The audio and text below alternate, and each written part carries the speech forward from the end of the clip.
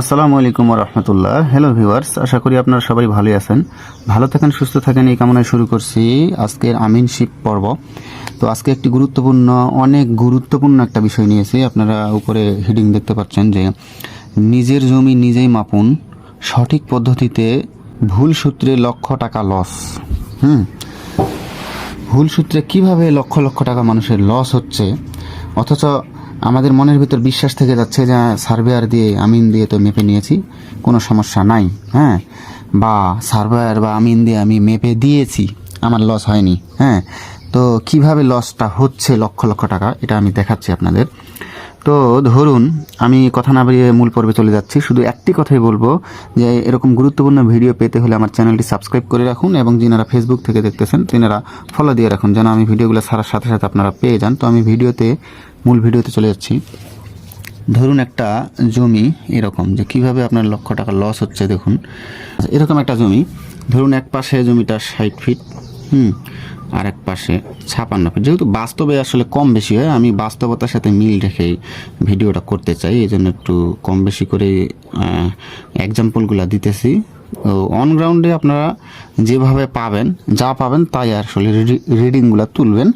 যিনারা সার্ভেয়ার হতে চান, লাইফে আমিনাতি করতে চান, তিনারা একটু গুরুত্বপূর্ণ সহকারে দেখবেন ভিডিওটা। আচ্ছা দেখুন, তো এইভাবে জমিটা পাইছেন না, এক পাশে 60 ফিট দৈর্ঘ্য, আর এক পাশে দৈর্ঘ্য পাইছেন 56 ফিট, এক পাশে প্রস্থ পাইছেন 40 ফিট, আর এক পাশে প্রস্থ পাইছেন 44 ফিট। তো আপনি তখন যেহেতু আলাদা আলাদা দৈর্ঘ্য প্রস্থ, তো আপনি করলেন কি যে গড় দৈর্ঘ্য বের করলেন। তো গড় দৈর্ঘ্য বের করতেছেন, এখন লিখলেন যে 60 যোগ, যেটা গড় দৈর্ঘ্য বের করা যেটা নিয়ম, 60 যোগ 56 দুইটা যোগ করলেন, যোগ করে আপনার হলো 116। 116। আচ্ছা, এটাকে আপনি করলেন কি 2 দিয়ে, যেহেতু দুইটা বাহু যোগ করছেন, গড় যেহেতু বাইর করবেন, 2 দিয়ে ভাগ দিলেন। ভাগ দিয়ে আপনার আসলো হইল 58 ফিট। অর্থাৎ 60 এবং 56 মাঝামাঝি হলো 58, তাই না? তো গড় দৈর্ঘ্য 58 ফিট আসলো। আমি এটা একটু করে দেখাই দিলাম আপনাদের। এবং গড় প্রস্থ ওই একই সিস্টেমে 40 এবং 44-এর মাঝামাঝি কত, 42, তাই না? 42 প্রস্থ পাইলেন, গড় প্রস্থ পাইলেন 42 যেহেতু আলাদা, আর গড় দৈর্ঘ্য পাইলেন 58। তা 58 ফিট এবং 42 ফিট আপনি কি করলেন, গুণ করলেন। গুণ করলেন, ঠিক আছে? গুণ করে আপনার আসলো 2436 বর্গ ফিট। 2436, SFT ইংরেজিতে বলা হয় এটাকে, বা বর্গ ফিট। তো এতটা জমি আপনি এখানে পেলেন 2436 বর্গ ফিট জমি। এখন আপনি আপনার কাস্টমারকে বের করে দিতেছেন কি, যে 2436 বর্গ ফিট জমি, এটাকে শতকে রূপান্তর করলেন। তো শতকে রূপান্তর করার সিস্টেম আমরা জানি, যে যত বর্গ ফিট পাবো এই বর্গ ফিটটাকে আমরা কত দিয়ে ভাগ দেব, যে 1 শতকের যেটা বর্গ ফিট, 1 শতকের বর্গ ফিট হলো 435.6, 435.6 বর্গ ফিট সমান 1 শতক। এটা দিয়ে আপনি মোট যেটা বর্গ ফিট পাইছেন এই জমিটার, সেটাকে ভাগ দিলে আপনার শতক চলে আসলো। কত শতক চলে আসলো, এটা দিয়ে ভাগ দিলে আপনার শতক চলে আসলো হলো 5.59 শতক। 5.59 শতক আপনি জমি বের করে দিলেন এখানে। এখন আমি বলবো এটা 100% ভুল রেজাল্ট।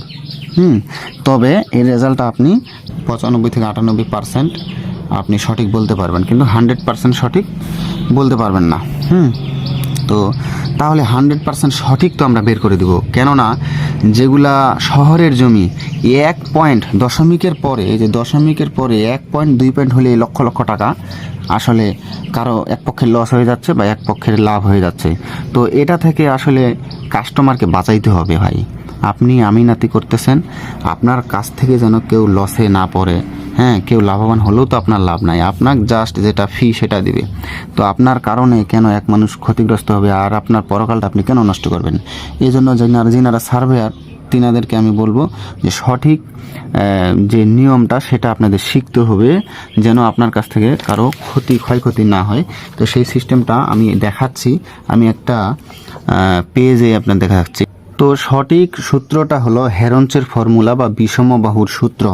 এই যে আমি একটা পেজে টাইপ করছি, একটা হ্যান্ড নোট করছি, আমি যখন সার্ভেয়ারি কোর্স করি আমি নিজে একটা হ্যান্ড নোট করছি। তো দেখা গেছে যে আপনার জমিটা হেরনচের ফর্মুলায় নিয়ে আসতে হবে, এরকম 3 কোণাকুণি বানাইতে হবে জমিটা। এই যে দেখুন 3 কোণাকুণি জমিটা বানাইছি, এই বাহুটার সমান এই বাহুটা হবে না, আবার এই বাহুটার সমান এই বাহুটা হবে না।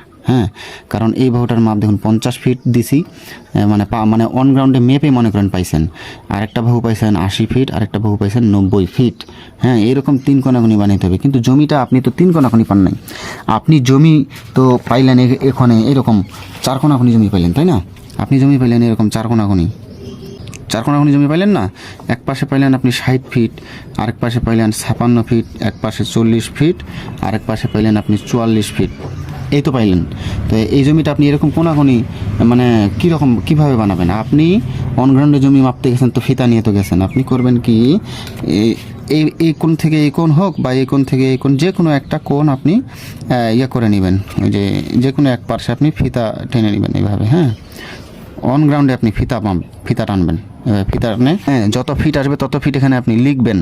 তো এটা আমি অন গ্রাউন্ডে আপনারা তো মাপবেন। তো যদি এটা লম্ব হয় এবং এটা যদি ভূমি হয় তাহলে এটা হবে অতিভুজ। হ্যাঁ, দেখুন জমিটা এখানে টানার পর 2টা ত্রিভুজে বিভক্ত হইল, এরকম কোণাকুণি হয়ে গেল। দেখুন 2টা ত্রিভুজ হইল, যে ত্রিভুজের কোনো বাহুই সমান নয় তাকে বিষমবাহু ত্রিভুজ বলে। এটা সূত্রটা হলো হেরনচের ফর্মুলা। দেখুন এটা সমান এটা হবে না, এটা সমান এটা হবে না, আবার এটা সমান এই দুইটাই হবে না।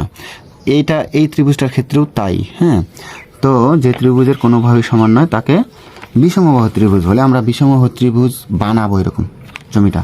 অন গ্রাউন্ডে ফিতা মাপবেন, এ পাশ দিয়ে হোক বা এ পাশ দিয়ে হোক। এখন মাপার পর, তো যেহেতু আমি ভিডিও করতেছি, আমি তো অন গ্রাউন্ডে মাপতেছি না, আমি এটা কিভাবে বের করব? আমি বের করব পিথাগোরাসের সূত্র ছিল একটা, আমরা যখন লেখাপড়া করছি সূত্র মতে। হ্যাঁ, অতিভুজ, এটা অতিভুজ না? হ্যাঁ, অতিভুজ স্কোয়ার সমান লম্ব স্কোয়ার যোগ ভূমি স্কোয়ার, এরকম আমরা একটা সূত্র পাইছিলাম জ্যামিতিতে। ঠিক আছে, উপপাদ্য। আগে তো, এখন তো সৃজনশীল এসে, তখন উপপাদ্য মুখস্থ করতে করতে আমাদের হুঁশ থাকতো না। তো সেই উপপাদ্য থেকে এটা পাওয়া গেছে। তো জ্যামিতির লেখাপড়াগুলোই মূলত জায়গা জমি মাপার যে লেখাপড়া। ঠিক আছে, এখন আমরা কি বের করব? যে অতিভুজ বের করব। ঠিক আছে, এরকম একটা অতিভুজ বের করব। হ্যাঁ, করবো। তাই এখান থেকে সূত্র থেকে অতিভুজটা চলে আসবে। কিভাবে আসবে দেখুন, এই ত্রিভুজটার ক্ষেত্রে এটা ধরবো লম্ব, এটা ধরবো ভূমি, আর এই ত্রিভুজটার ক্ষেত্রে এটা ধরবো লম্ব, এইটা ধরবো ভূমি। ঠিক আছে, এখন কিভাবে ধরবো? তো একটা দেখুন, এই ত্রিভুজটাই যদি আমরা ধরি 40 তার উপরে স্কোয়ার, এই যে এইটা, আর এই 40 তার উপরে স্কোয়ার, আর এটা যদি আমরা ভূমি ধরি, হ্যাঁ, ভূমি ধরলে কি হবে? Plus 56 square. হ্যাঁ, তো সমান 4 × 16, হ্যাঁ, 1600 প্লাস এইটা আসবে হলো আপনার 3136। এই যে এটা আসবে। আচ্ছা, তো এই দুইটা যোগ করলে আমাদের হবে 4736। আচ্ছা, 4736 আসলো। এখন কথা হলো, আমরা তো অতিভুজ স্কোয়ার সমান এটা পাইলাম, কিন্তু অতিভুজ স্কোয়ারকে আমরা বের করব, আমাদেরকে বের করতে হবে শুধু অতিভুজ। তাহলে এই অতিভুজ স্কোয়ারের এই স্কোয়ারটা আমাদের তুলতে হবে। তুলে দিলে একটা নিয়ম আছে যে সমানের এই পাশে স্কোয়ার যদি সমানের অপর পাশে নিয়ে যাওয়া হয় তাহলে সেটা রুট হয়ে যায়, রুট। এখন শুধু অতিভুজ, আর দেখেন স্কোয়ার থাকলো না, এই স্কোয়ারটা আমরা এই পাশে নিয়ে গেলাম, রুট হয়ে গেল।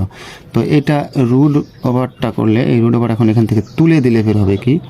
68.82।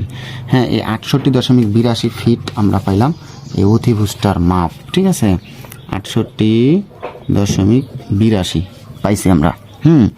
এখন দেখুন, এই ত্রিভুজটার আমরা 3টা মাপ পাইলাম।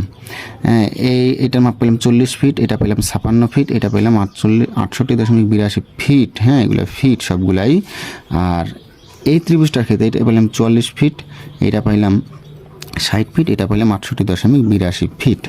এখন এইটার একটা সূত্র আছে, এরকম হেরনচের ফর্মুলা একটা সূত্র আছে, দেখুন সূত্রটা হলো S into S minus A into S minus B into S minus C, পুরোটা সম্পূর্ণটার উপর রুট ওভার। ঠিক আছে, এটা আমি টাইপ করছি তো সম্পূর্ণের উপর দেওয়া সম্ভব হয় নাই, পরবর্তীতে আবার দিছি।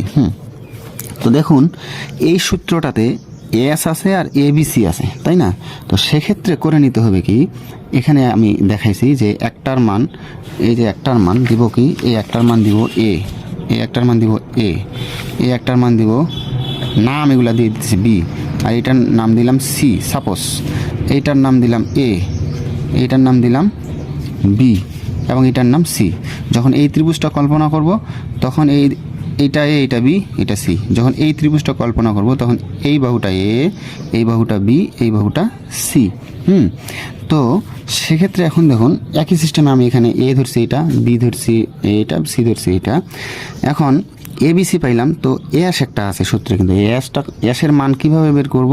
এসের মান এই সূত্র অনুযায়ী, যেখানে অর্ধ পরিসীমা এস সমান সমান A plus B plus C divided by 2। হ্যাঁ, তো এবিসির জায়গায় আমরা এবিসির মানগুলো বসাইছি। এবিসির মানগুলো বসায় যোগ করছি, উপরে যোগ করে যা হয়েছে তার সাথে 2 ভাগ দিলে আসছে 110। ঠিক আছে, অতএব এসের মান আসছে 110 এই ত্রিভুজটাতে। এবং এইখানে আমরা আজকে যে জমিটা মাপতেছি আলাদা আসবে, তাই না? এই তো আসুক, কিন্তু আমি সিস্টেমটা দেখাচ্ছি। এখন এসের জায়গায় আমরা 110 বসাবো, যত জায়গায় যেখানে যেখানে এস আছে। হ্যাঁ, আর এবিসির জায়গায়, এবিসির যেগুলো মান আছে, এর জায়গায় 50, বির জায়গায় 90, সির জায়গায় 80, এগুলো বসাইছি।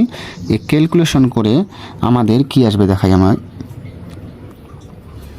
ক্যালকুলেশন করে আসলো এখানে দেখুন 39, 60, 000। এইটার পর এখন রুট ওভারটা তুলে দিলে এইটা আসছে। এখন এইটা হলো মোট বর্গ ফিট জমি আমাদের এই ত্রিভুজটাতে। এখন এত বর্গ ফিট তো রাখলে হবে না, 435.6 বর্গ ফিট সমান 1 শতক।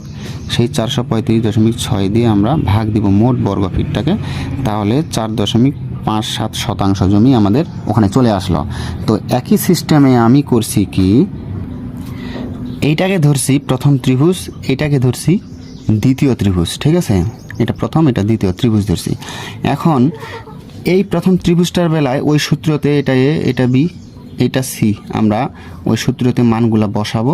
আমি যেভাবে দেখাইলাম ওইভাবে আপনারা বসাবেন। বসায় আমাদের প্রথম ত্রিভুজটাতে জমি আসবে, এইখানে জমি আসবে হলো 2.74 শতক, এবং দ্বিতীয় ত্রিভুজটাতে জমি আসবে 2.82 শতক। এখন এই দুইটা এখন যোগ করতে হবে, এই দুইটা এখানে যতটুকু আসলো, এখানে যতটুকু আসলো জমি, এই দুইটা যোগ করব। যোগ করলে আমাদের হবে 5.56 শতক। আচ্ছা, এখন আমি একটা জিনিস আপনাদের দেখাই, আমাদের ওই আগের নিয়মে জমি আসছিল কত, 5 গড় পদ্ধতিতে 5.59 শতক জমি আসছিল। ঠিক আছে, পার্থক্যটা দেখুন তো, 6, 7, 8, 9, 3 পয়েন্টের দশমিকের পরে 3 কম বেশি হয়েছে, তাহলে কি সঠিক আসলো? এখন আমার কথা হলো, আমি এখানে মাত্র 60 ফিট 40 ফিট এই দৈর্ঘ্য প্রস্থ, 40 ফিট 56 ফিট, মাত্র এতটুকু দিয়ে আপনাদের এক্সাম্পল দিয়েছি, এই জন্য পার্থক্য একটু কম হয়েছে।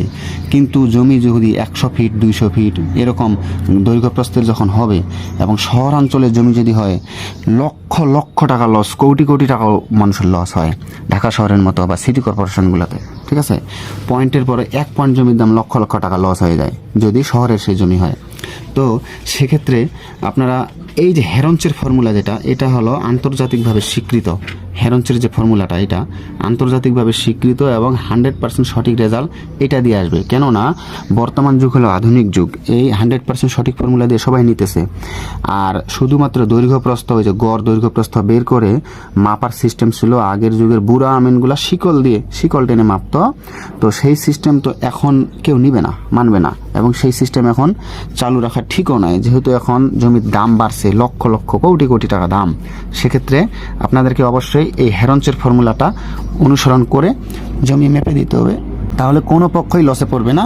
আশা করি ভিডিওটি ভালো লাগছে, এবং ভালো লেগে থাকলে অবশ্যই লাইক করবেন এবং বেশি বেশি শেয়ার করবেন, এবং চ্যানেলটি সাবস্ক্রাইব করবেন। এফবি থেকে যারা দেখতেছেন ফলো দিয়ে রাখবেন, যেন এরকম ভিডিওগুলো আপনারা পেয়ে যান। আসসালামু আলাইকুম ওয়া রাহমাতুল্লাহ।